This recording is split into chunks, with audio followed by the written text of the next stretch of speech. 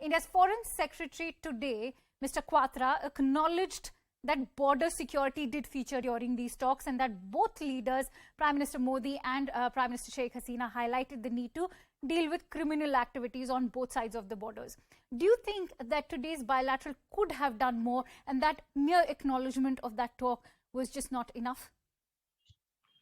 I think the acknowledgement is a good beginning because there is a criminal mafias on both sides involved in huge amount of smuggling, human trafficking, narcotic trafficking, all kinds of smuggling. Even ordinary things they smuggle and market it on the other side. Right, Mr. Ranjan, I'm sorry to interject. I'm sorry to interject, but you know that acknowledgement has already happened years ago.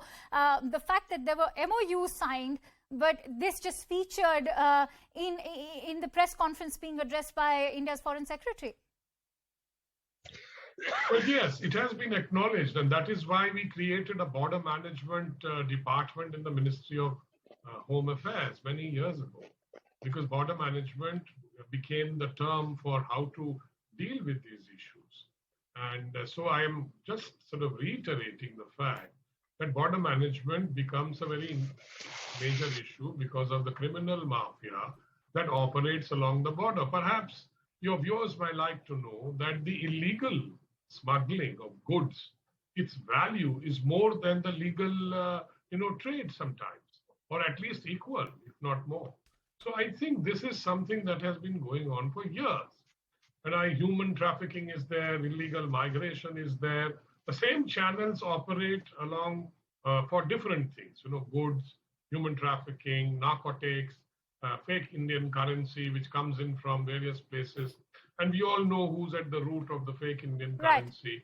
It's Pakistan, basically, which sends it via Nepal into Bangladesh or through couriers into Bangladesh so that it can enter India and be used by their whatever contacts and their constituencies or the fundamentalists and the puritanical elements that operate in along illegal madrasas, for example.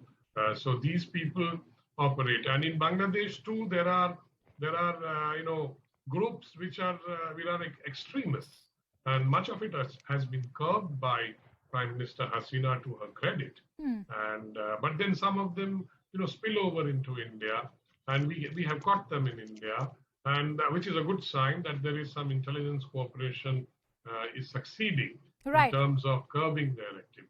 Right, and speaking I think border management is very, very important. But then we have a lot of protocols in place for border management. But don't forget, it's a huge border, 4,096. Absolutely. And it's a porous border in the sense that there are many areas, many pieces of the border which are riverine. That is the river is the border. Right, and Mr. Mishra, if I could come to you,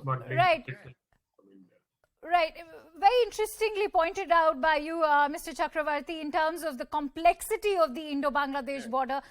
On that note, I'm going to bring in Mr. P.K. Mishra, who happens to be the former ADG of the BSF. Mr. Mishra, you heard what Mr. Chakravarti has to say. We've heard the BSF also talk about the complexity of the Indo-Bangladesh border and how sensitive it is. But what makes it so complex, and what are the security challenges if we were to look at perhaps the state of Assam, even the areas of Simanchal or even Jammu and Kashmir?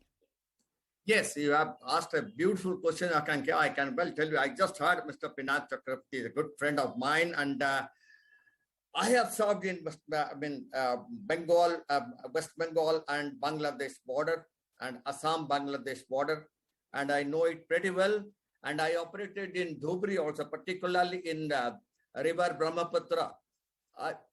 I will tell you, as Mr. Pinak Chakravarti was telling, 4,996 kilometer border. It's very, very difficult because there are 54 rivers.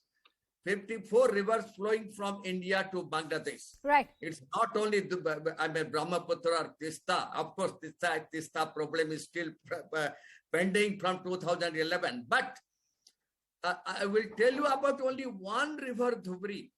It has so many char islands, and there are permanent char islands. There are temporary char islands. In summer and winter, a lot of new Chor Islands, they come up.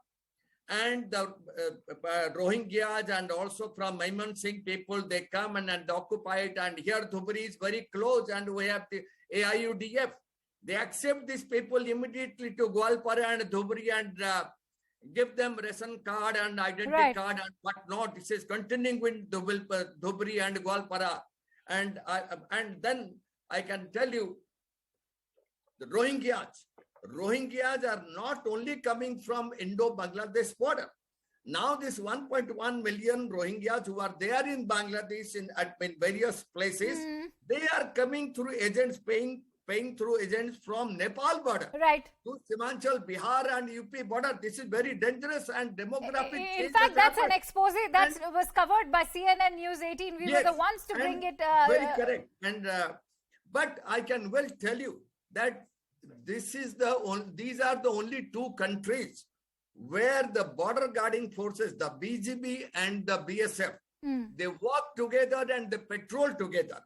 I'm very sure during Sheikh Hasina's period, our relation with Bangladesh border guards are very fine, and we get a lot of intelligence cover from them. If something happens in Bangladesh and their Jamaatul Mujahid of Bangladesh or Al Jamaats, they come towards West Bengal side, we get the information and we work on this. And similarly, if somebody from Calcutta or from West Bengal border, particularly from Murshidabad, North 24 Parganas, Malda and Nadia district, they go to Bangladesh side, we also inform them. And it's a nice coordination and cooperation between the intelligence agencies of both BSF and BJP. And we hope, definitely, excluding Rohingya issue is very dangerous, very difficult to handle, because the only thing what Sheikh Hasina has told, Mr. Mishra, they have to be repatriated. Right, Mr. Mishra, I'm going to deep dive. I'm going to deep dive into this entire challenge as far as the terror angle is concerned, even the